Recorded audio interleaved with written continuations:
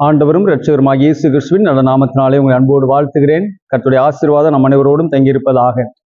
இந்த நாளில் நாம் தியானிக்கும்படியாக வல்லவர் என்கிற தலைப்பிலே நாம் சிந்திக்க அழைக்கப்படுகிறோம். நாம் ஆராதிக்கிற ஆண்டவர் அவர் சர்வ வல்லவராக காணப்படுகின்றார். 1 நாளாகமத்தின் புஸ்தகம் 16ஆம் அதிகாரம் 27ஆம் வசனம் இவ்வாறு சொல்கிறது: மகிமையும் கனமும் அவர் சமூகத்தில் இருக்கிறது, வல்லமையும் மகிழ்ச்சியும் அவர் ஸ்தலத்தில் இருக்கிறது. கிறிஸ்துவுக்குள் பிரியமானவர்களே, அவர் வல்லமை உள்ளவராக காணப்படுகிறார் என்பதை இந்த வேத வசனம் நமக்கு கற்றுத் தருகிறது. ஆண்டவர் சர்வ வல்லவராக இருக்கிறார் என்று சொல்லுகிற பொழுதும் அந்த சர்வ வல்லவரிலே குறிப்பாக 3 முக்கிய குறிப்புகளின் அடிப்படையிலே அவர் எதிரே வல்லவராக இருக்கிறார் என்பதை நாம் அறிந்து கொள்ள அழைக்கப்படுகிறோம். அது தேவ சமூகத்தில் நாம் வருகிற பொழுது கர்த்தருடைய வல்லமையும் அங்கே மகிழ்ச்சியும் அவருடைய ஸ்தலத்திலே கர்த்தருடைய ஆலயத்திலே இருக்கிறது என்று சொல்லப்படுகிறது.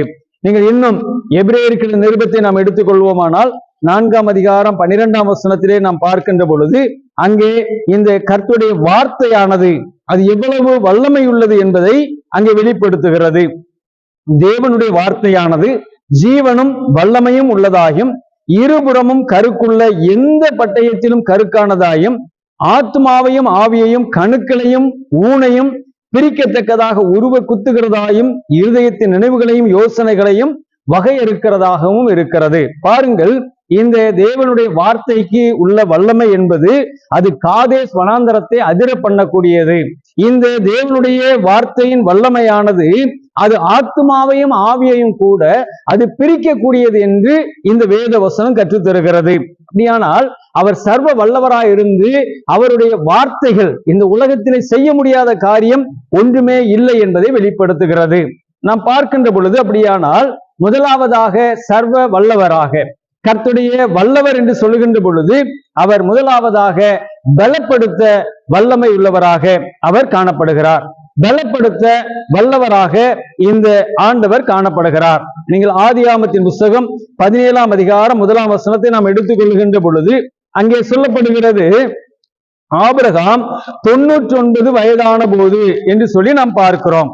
ஆபிரகாம் 99 வயதான போது கர்த்தர் ஆபிரகாமுக்கு தரிசனமாகி, நான் சர்வ வல்லமையுள்ள தேவன், நீ எனக்கு முன்பதாக நடந்து கொண்டு உத்தமனாயிரு, நான் உன்னோடு உடன்படிக்கை பண்ணி அங்கே உன்னை மிகவும் திரளாக பெருக பண்ணுவேன் என்று சொல்லுகின்றார்.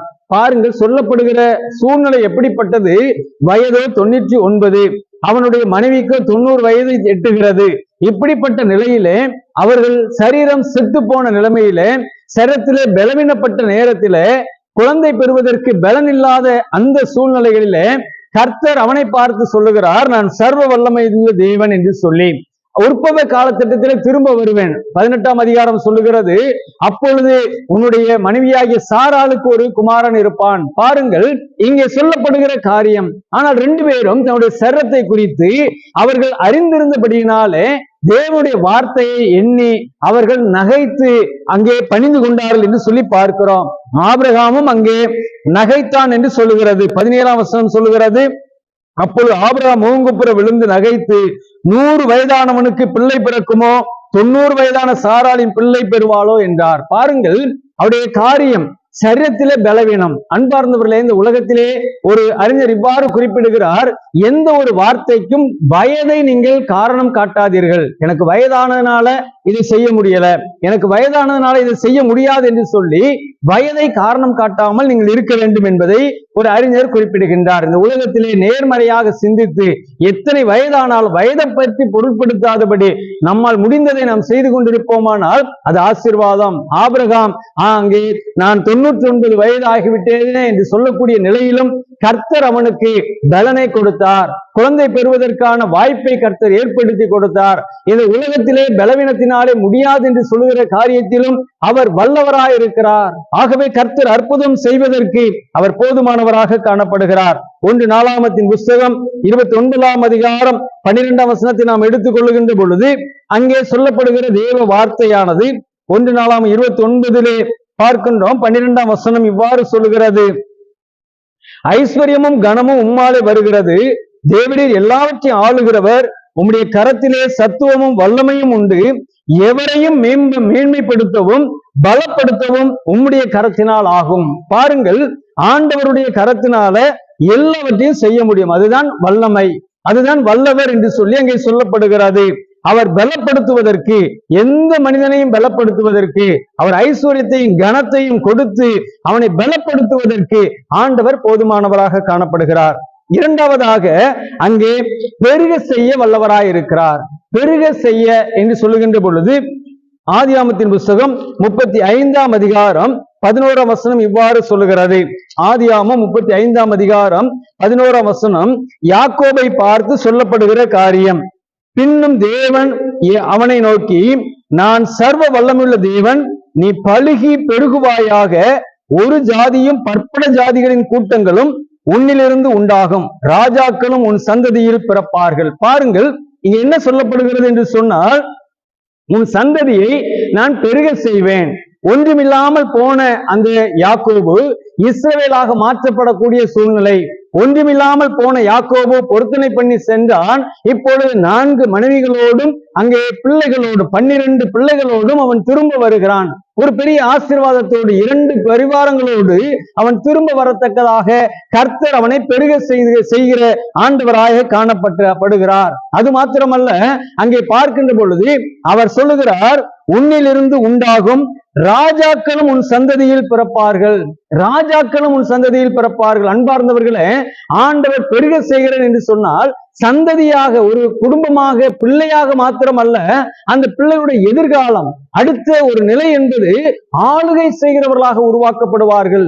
ஆண்டவர் நம்மை பார்த்து சொல்லுகிறார், அவர் சர்வ வல்லவர், நான் உன்னை பெருக செய்வேன் என்று சொன்னால் அந்த பெருக்கத்திலே நிச்சயமாக ஆண்டவர் நம்மை அங்கே நம்முடைய பிள்ளைகளை ராஜாக்களாக, ஆளுகிறவர்களாக கொண்டு வருவார். நம்முடைய பிள்ளைகள் ஒரு IAS அதிகாரிகளாக, கலெக்டர்களாக, அல்லது நமக்கு நல்ல தாசில்தார்களாக ஆளுகை செய்கிற அந்த இடத்திலே நம்முடைய பிள்ளைகளை கொண்டு வருகிற கர்த்தர் அவர் நம்மை பெருக செய்வேன் என்று சொல்லுகிறார். ஒருவேளை நாம் இன்னைக்கு பிள்ளைகளை குறித்து கவலையோடு இருப்போமானால் கர்த்தர் அதிலே ஒரு அற்புதத்தை செய்வார். நம்முடைய பிள்ளைகளை மேன்மையான இடங்களுக்கு அவர் கொண்டு செல்வார் என்பதை, அவர் சர்வ வல்லவர் என்பதை வெளிப்படுத்துகிறார். அவர் வல்லவர் என்று சொல்லுகிற பொழுது அவர் அங்கே பெருக செய்வதற்கு வல்லவராயிருக்கின்றார்.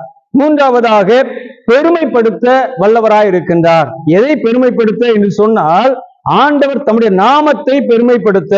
யாத்ராமத்தின் புஸ்தகத்தை எடுத்துக்கொள்வோமானால் 9ஆம் அதிகாரம் 16ஆம் வசனத்திலே நாம் பார்க்கின்ற பொழுது அங்கே ஆண்டவர் சொல்லுகிற காரியம், எகிப்திலே இருக்கிற அந்த எகிப்திய ராஜா இங்கே இஸ்ரவேல் ஜனங்களை வெளியே அனுப்பாமல் இருக்கின்ற பொழுது கர்த்தர் அவர்களுக்காக சொல்லப்படுகிற அந்த வார்த்தை என்பது சொல்லுகிறது, என்னுடைய வல்லமையை உன்னிடத்தில் காண்பிக்கும்படியாகவும் என் நாமம் பூமியில் எங்கும் பிரஸ்தாபமாகும்படியாகவும் உன்னை நிலைநிறுத்தினேன். பாருங்கள், என்னுடைய நாமத்தை நான் பெருமைப்படுத்துவதற்காக நீ ஒருவேளை இதை அனுப்பாமல் இருக்கலாம், இந்த வாதைகளை கண்டு நீ அனுப்பாமல் இருந்தாலும் என்னுடைய பெயரை பெருமைப்படுத்தி பூமியில் உள்ள ஜனங்கள் எல்லாரும் அங்கே அறிந்து கொள்ளத்தக்கதாக இது நடைபெறுகிறது. பாருங்கள், இந்த நல்ல நாளிலே ஆண்டவர் நமக்கு கொடுக்கிற அருமையான ஒரு கிருபை என்பது கர்த்தருடைய நாமத்தை பெருமைப்படுத்துவதற்கு உங்களையும் என்னையும் ஆண்டவர் பயன்படுத்துவதற்கு போதுமானவராய் இருக்கிறார். அதுவே அவர் வல்லவராக காணப்படுகிறார். எந்த அற்புதங்களை செய்தாலும் சரி, செங்கடல் எதிர்த்து நின்றாலும் பிளந்து கொடுப்பதற்கு அவர் வல்லவர். எரிகோ கோட்டை எதிர்த்து நின்றாலும் தகர்த்தெறிவதற்கு அவர் வல்லவர். மாறாவின் கசப்பான தண்ணீராக இருந்தாலும் அந்த தண்ணீரை நல்ல தண்ணீராக மாற்றுவதற்கு அவர் வல்லவர். அந்த ஆண்டவர் இன்று நம்மோடு கூட இருக்கிறார். அவருடைய நாமத்தை மகிமைப்படுத்துவதற்கு உங்களையும் என்னையும் இந்த நாளில் பயன்படுத்துவேன் என்று சொல்லுகின்றார். இந்த நல்ல நாளிலே ஆண்டவர் வல்லவராய் இருக்கிறார். பலப்படுத்த வல்லவர், பெருக செய்ய வல்லவர், பெருமைப்படுத்த வல்லவர் என்பதை உணர்வோம். ஆண்டவர் நம்மை ஆசீர்வதிப்பாராக. ஜெபம் செய்வோம். அன்பு நிறைந்த ஆண்டவரே, உடைய பிள்ளைகளை ஆசீர்வதித்திருளும். நீர் சொன்ன வார்த்தையின்படியாக இந்த சமூகத்திலே வல்லமையும் மகிழ்ச்சியும் இருக்கிறது. ஆண்டவரே, இந்த ஆலயத்திலே வருகிற உடைய பிள்ளைகள் பலப்படுத்தப்பட்டு கடந்து செல்லட்டும். இந்த ஆலயத்திலே வருகிற உடைய பிள்ளைகள் ஆண்டவரே எல்லா நிலைகளிலும் பெருக செய்து அவர்கள் உண்மை மகிமைப்படுத்தட்டும். ஆலயத்தில் வந்த உடைய பிள்ளைகள் ஆண்டவரே, நீர் அவர்களை கொண்டு நீர் உம்முடைய நாமத்தை பெருமைப்படுத்துவதற்காக நன்றி செலுத்துகிறோம். ஆசீர்வதித்து அனுப்பும், வழி நடத்தும். இயேசுவின் மூலம் கேட்கிறோம் பிதாவே. ஆமேன், ஆமேன்.